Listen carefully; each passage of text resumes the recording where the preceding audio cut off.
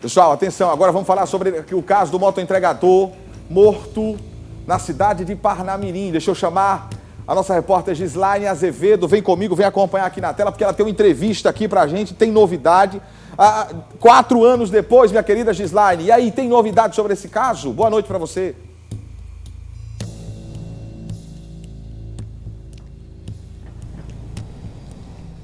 Boa noite, Analisson. Boa noite a todos que acompanham o Tá Na Hora RN. Esse caso, esse assassinato, na verdade, a morte desse motoentregador de 42 anos, há 4 anos atrás, aconteceu ali na BR-101, entre Parnamirim e Macaíba. 4 anos se passaram. E somente agora a primeira audiência do caso vai ser realizada, está marcado para o dia 17 do próximo mês. Mês de abril, desculpa. Só para relembrar esse caso, o Orlando Lopo dos Santos tinha 42 anos em 2020. Quando as primeiras informações sobre a morte dele começaram a ser divulgadas, como ele tivesse sido morto durante um confronto com policiais militares.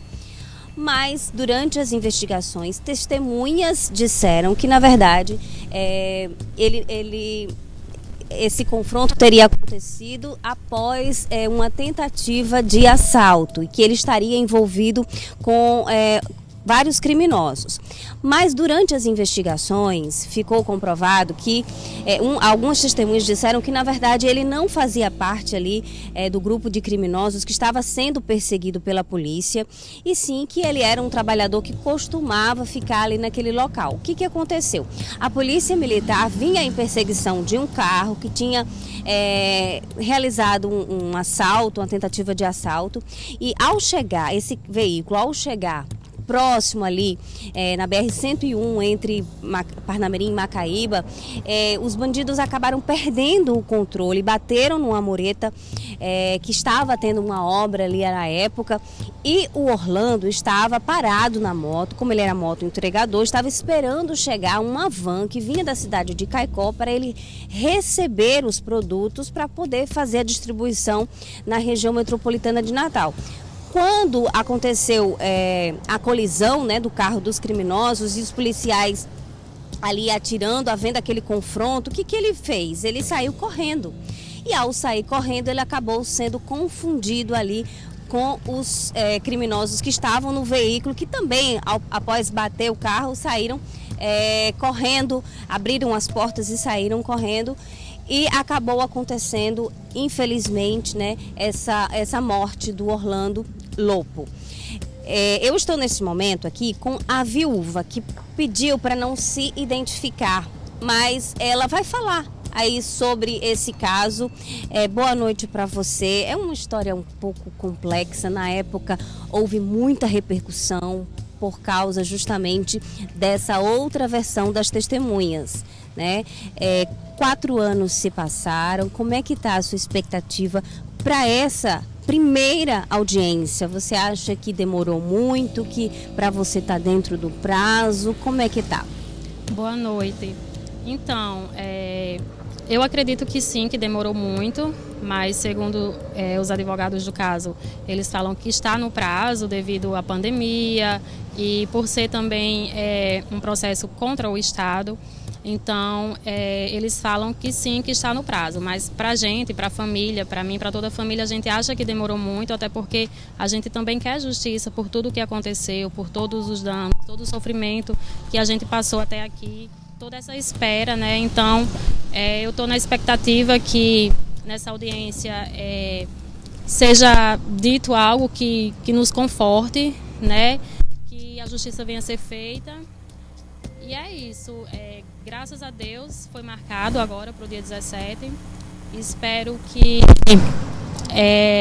todas as provas, tudo que nós temos, faça jus a tudo o que aconteceu, E depois de tudo que nós já passamos até aqui, a esperança é que seja resolvido, que o caso seja resolvido. Na época que o caso aconteceu, né, o seu esposo, ele foi socorrido pelos próprios policiais para o hospital, né, mas logo em seguida, durante as investigações, né, imagens mostraram ali tudo o que tinha acontecido naquele local. Você teve acesso a essas imagens? Sim, tive acesso a algumas imagens, não posso falar muito sobre, né, mas tive acesso a algumas imagens. Inclusive, eles já levaram meu esposo para o hospital sem vida, ele já deu entrada lá sem vida. Foi deixado lá como um bandido, né? Ele foi largado, jogado lá como um bandido, sem documento, sem celular, sem nada, sem nenhuma identificação.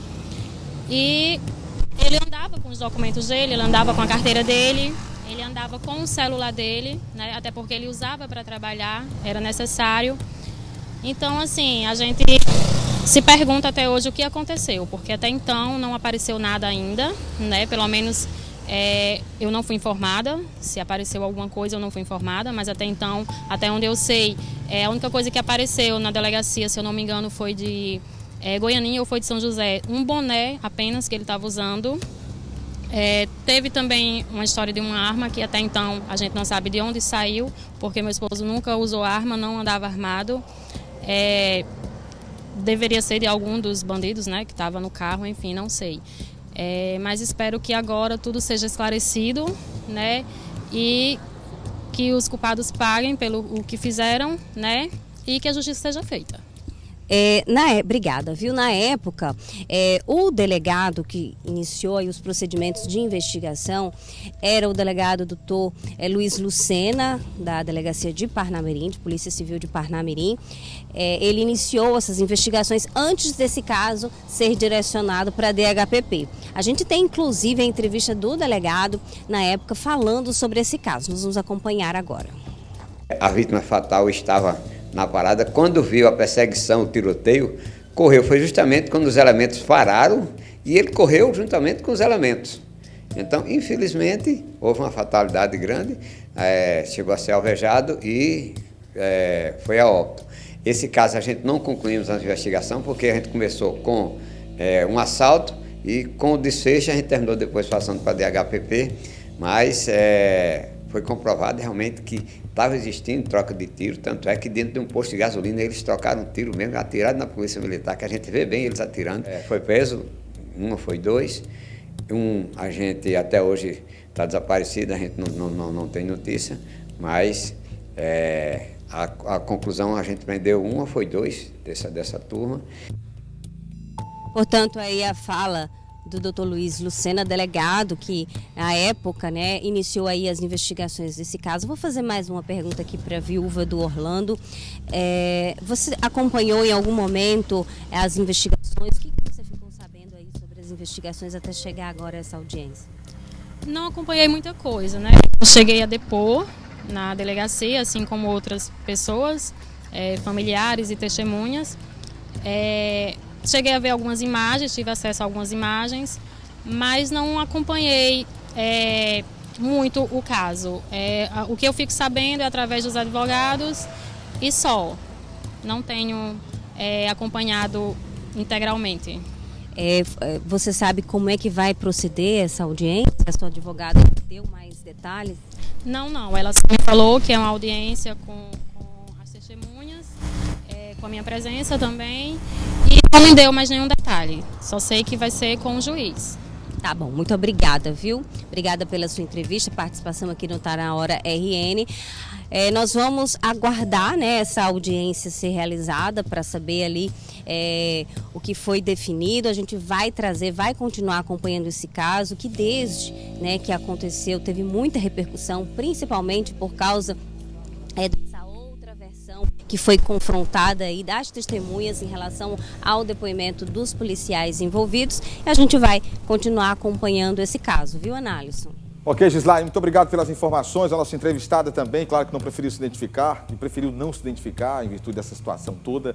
E a gente vai continuar acompanhando também, inclusive, a informação sobre essa audiência que vai acontecer em breve. A gente vai trazer informações aqui também durante a programação, tá? Esse caso teve muita repercussão.